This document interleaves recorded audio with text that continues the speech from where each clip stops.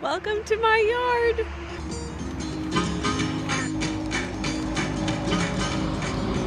So my mom is here and she bought me some medicinal herbs for my medicinal herb garden for Mother's Day. So in a previous video, I mentioned that my husband made me this medicinal herb garden for Mother's Day. There he is. So my mom and I are going to get to planting the plants that she bought me. And I'm going to give you a little tour of the medicinal garden once we're done planting.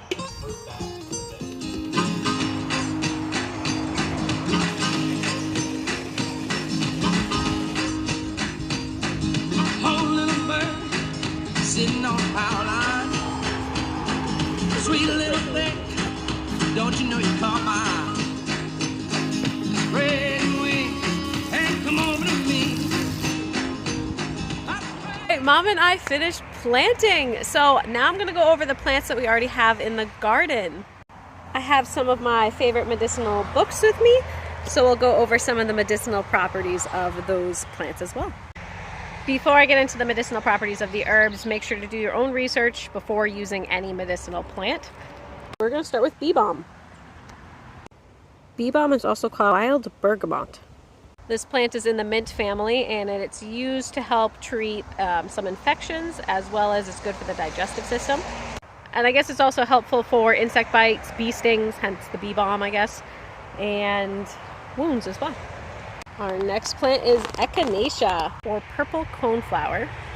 So the whole plant is actually medicinal. Some plants, you only use the root or the leaves, but the whole plant of echinacea can be used. It's antibacterial, antiviral. You'll often see like echinacea tablets in the store that you can buy to help the immune system. This plant is St. John's wort. St. John's wort has this beautiful yellow flower, and I guess that's the only part that you use for medicinal purposes. So St. John's wort is known as an antidepressant, antiviral, nerve tonic, and a wound healer. This is anise hyssop.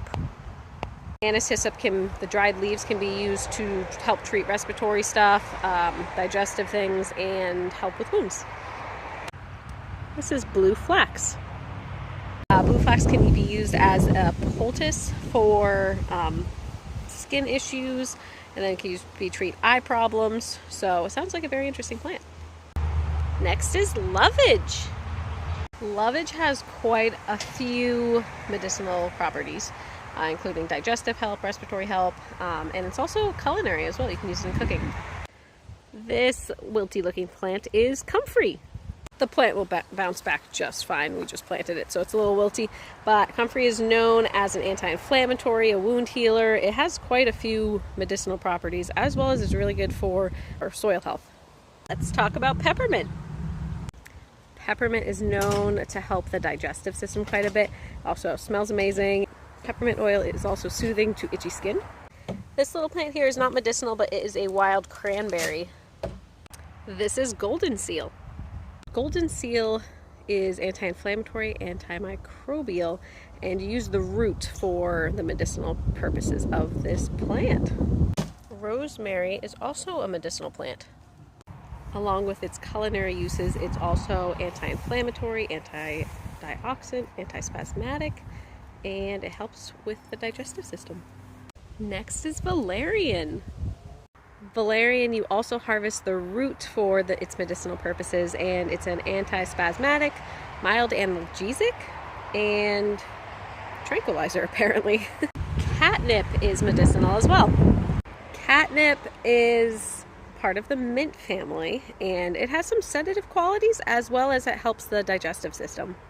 So that is the tour of my medicinal herb garden at the moment. I do still have some plants to plant in here, like calendula, lemon balm, Mexican mint marigold, and yarrow. And I'm sure I'll find some other medicinal plants to stick in this garden as well, because I have so much space. I love it. Thank you for joining me in my medicinal herb garden today. Again, do your own research when it comes to medicinal herbs, because many of the plants have contraindications and should not be used at all stages of life. Especially during pregnancy, so I'm not really using that many right now.